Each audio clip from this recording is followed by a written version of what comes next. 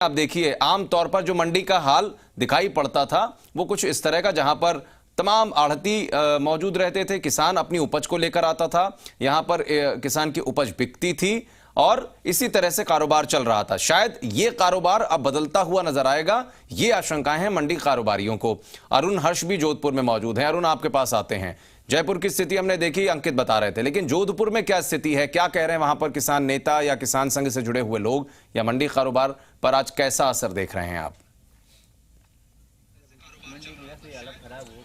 आशीष, मैं बताना चाहूंगा, जोधपुर की दोनों मंडियां, चाहे मंडोर मंडी हो चाहे बासनी मंडी हो, दोनों मंडियों में कारोबार बंद है। कैमरामैन शिव को वो दिखाएगा किस तरह से पीछे के जो हालात है। ये आप देख सकते हैं मंडी का नज़ारा, जहां कोई भी व्यापारी या खरीदार या बेचने वाला विक्रेता यहाँ नहीं है। और व्यापारी कुछ लोग हैं जिनसे हम बात करके जानने का प्रयास करेंगे। इस बिल का आप लोग विरोध क्यों कर रहे हैं और क्यों हड़ताल रखी है आप लोगों ने? इस बिल का विरोध हुए हैं, इससे मंडियों का अस्तित्व एकदम समाप्त हो जाएगा। अगर मंडी के अंदर कोई किसान माल लाता है तो उस पर 2.60 टैक्स लगता है और बाद एकदम टैक्स फ्री है, तो उससे बहुत बड़ा प्रभाव पड़ता है माल के ऊपर। और जिसकी कॉस्ट का मिल वाले को नीची कॉस्ट में माल मिलेगा तो हमारी मंडी में माल नहीं आएगा। इससे आवक पे बहुत बड़ी फर्क पड़ जाएगा और मंडी का अस्तित्व एकदम खत्म हो। किसानों का क्या नुकसान होगा इससे? किसानों का तो नुकसान, किसानों को सही दाम नहीं मिलेंगे। किसान एक फैक्ट्री में जा सकता है, इससे आगे कहीं नहीं जा सकता है, 1 से 2 जाएगा। और व्यापारी है जो 50 मील तक पहुंच सकता है और वो पूरा उसका बाजार का वैल्यूएशन दिला सकता है माल का। और किसान को इसके साथ ठगी होगी। इसमें किसान को किसी प्रकार का कोई फायदा नहीं होना है। यूँ नए कानून से क्या आप लोगों को लग रहा है, क्या भय है आपको मंडी कानून ये समाप्त हो जाने से?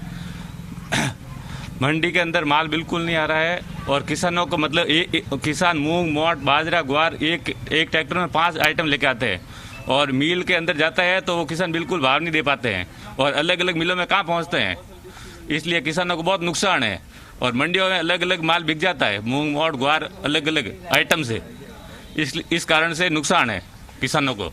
तो आशीष, अपनी अपनी दलीलें, अपने अपने तर्क है लोगों के कि किस तरह से जो नया कानून आया उसको लेकर किसानों का नुकसान है, मंडी का नुकसान है। लेकिन जो मंडी टैक्स लगता था वो तमाम किसानों के ही काम आता था। लेकिन अब बाहर जब टैक्स नहीं दिया जाएगा, सीधा फायदा मिलेगा। ये एक तर्क जो है किसान और व्यापारियों को देखने को मिल रहा है। इसके पीछे जो तर्क एक दिया यहाँ पर अरुण, वो भी हमें समझना पड़ेगा। उन्होंने कहा कि मंडी में आते थे, टैक्स लगता था, लेकिन एक व्यवस्था उनके पास थी।